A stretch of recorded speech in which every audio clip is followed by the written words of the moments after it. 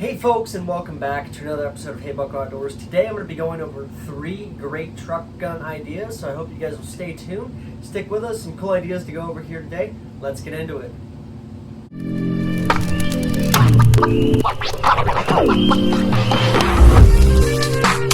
If you're watching this, you're probably a fan of the outdoors. Do me a huge favor real quick and subscribe if you have not already. There's about a 96.3% chance that you have not. So go ahead and do that. Like, share, and comment. Also, the YouTube algorithm is a hungry, growing boy, and it needs lots of interaction to grow this channel. So please go ahead and do that for me. I really appreciate it. Thank you. So number 1, we're going to be going over my personal SPR, Special Purpose Rifle. Now again, this list is purely subjective, so take that with a grain of salt. But we're going to be going over here is a Savage MSR. This is basically going to take the spot of any full length size AR, so like your 16-inch to your 20-inch. Particularly with mine, I have set up for coyote and large varmint hunting. Here in the Midwest, I do have friends on cattle farms. Every once in a while they need a hand. They're like, hey, come up, help us out with some coyote problems we got going on. They take out quite a few calves every year, and small cows, so definitely good to have something like this. A great thing about ARs is they're so versatile, right? This one has seen quite a bit of customization. Started its life out as a Savage MSR 15. We have some mag-pulled furniture on here. A Cabela's 3-10 by 44 optic and a forward cantilever mount by Leupold. We also have a, I forget who makes this charging handle. It might be Radiant or somebody.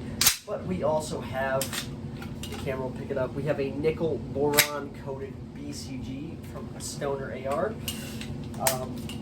It's just set up the way I want my AR. Again, everybody's got their own way of doing things. This is the way I want it. This is how I like to run my stuff. Eventually, I'm probably going to either put a forward grip or a bipod. I'm thinking just a forward grip so I can do some more tactical-minded training with this. Typically, I think must-haves on any AR are an anti-charging handle for sure. Definitely having an upgraded BCG. There's nothing wrong with a mil-spec carrier, but I definitely think if you can afford it, go with the nickel boron here. It's going to make cleaning a breeze, and you're going to have improved reliability.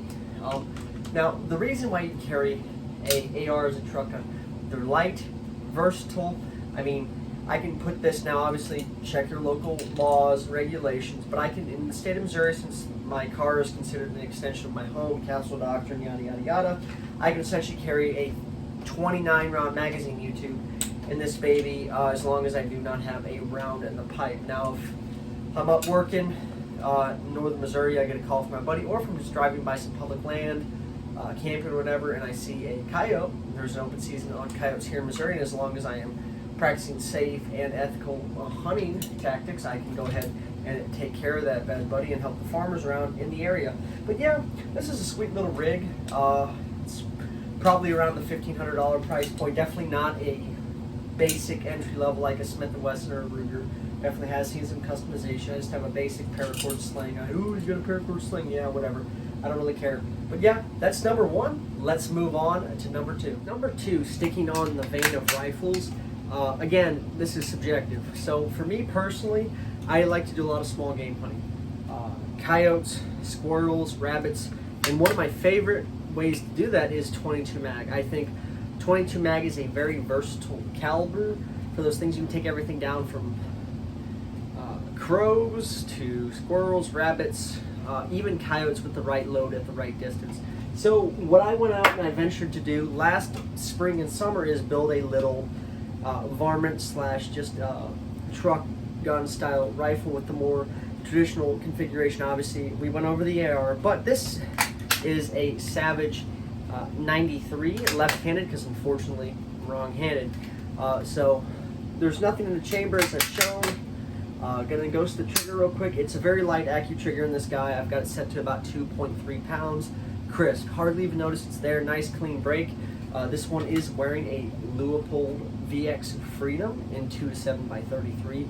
So it definitely gives me the versatility. So if I'm up close and personal, just dispatching an animal, trapping is a thing here in the Midwest, in case you didn't know. Put it on 2 power for nice and close, or if I have to take a longer distance shot, say there's a starling or rabbit we're trying to take care, or not a rabbit, a squirrel we're trying to take care of, having the versatility to go from 2, 4 to 7 really helps out. We do have a 21-inch barrel in this guy. I'm a big fan of the classic look. You've got a very nice walnut stock with some blued steel. You also do have iron sights on this guy, so God forbid my scope were to take a dump, I can just take the scope and the rings off real quick with just a tool I keep in my pack whenever I go, and I can use the iron sights. So the sling we have on this guy is a Montana Sling Company sling. I'm just a big fan of these. They're very comfortable. They don't have like some annoying thing you have to, you know, undo the entire sling to adjust. You simply just pull it, and it's just tension that keeps it in that particular setting. It's light, it's handy. This is probably my favorite small game rifle besides my 10-22. It's just more set up for me. I wanted a left-handed 22. I was actually looking for a 22 LR, but the shop I picked this up in Southern California had it for a good price. I said, oh, why not? Pretty simple bolt actions. There's not much that can go wrong on them, so I'm definitely a huge fan of that. The cool thing about this too, it does have kind of a cheek riser built in. So, you know, I've got a very good cheek weld. I mean, right where I'm comfortable, I've got perfect eye relief on that scope, and I can keep my eye there if I need to get a quick follow-up shot and put more rounds on target. Typically, I like rocking the 5-round mags. I found those are the most reliable with this guy. I have had some issues with the 10-rounders. Go check out the full review on this bad baby. Let's move on to number 3.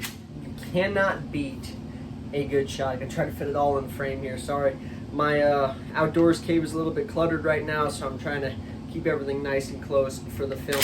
This guy we have right here, I actually have made a full video. This will probably come out before that though, so stay tuned.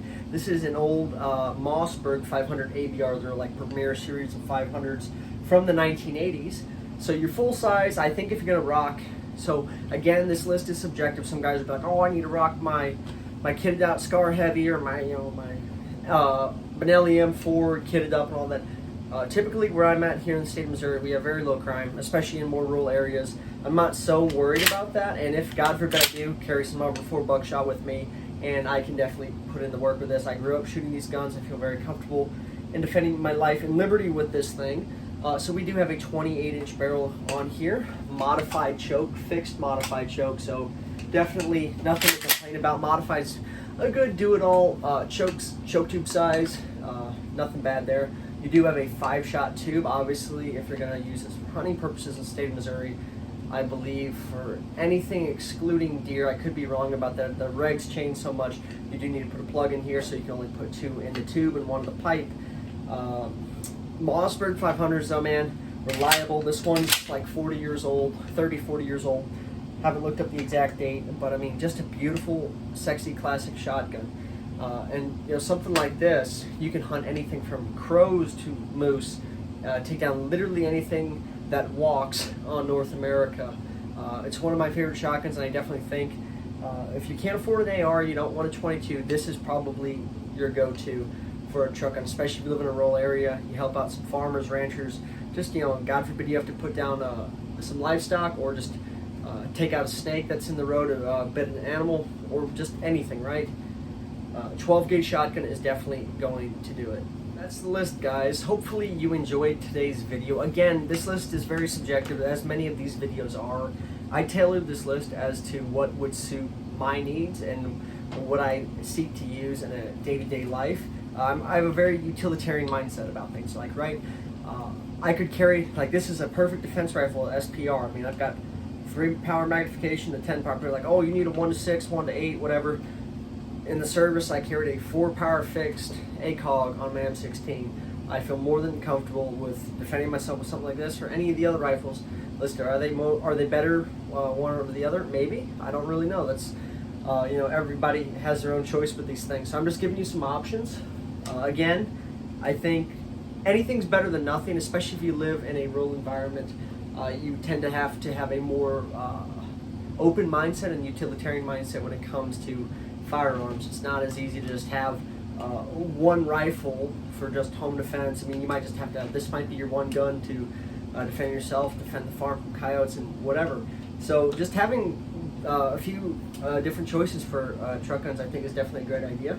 These are just some of my my ideas. So I'll get off my soapbox real quick. thank you guys so much for watching. If you like what you see here on the channel, please, again, subscribe if you have not already. And thank you guys so much for watching, and please have a fantastic day.